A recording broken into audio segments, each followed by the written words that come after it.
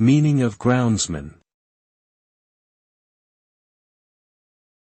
Groundsman.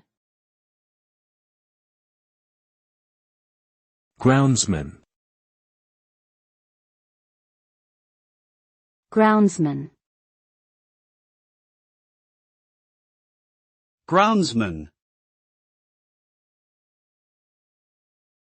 A groundsman is a person responsible for maintaining and managing outdoor spaces like parks, gardens, sports fields, or golf courses.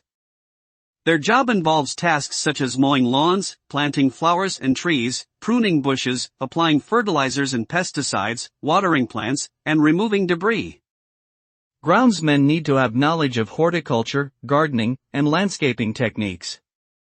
They also need to be physically fit to work outdoors in all weather conditions and operate heavy equipment safely.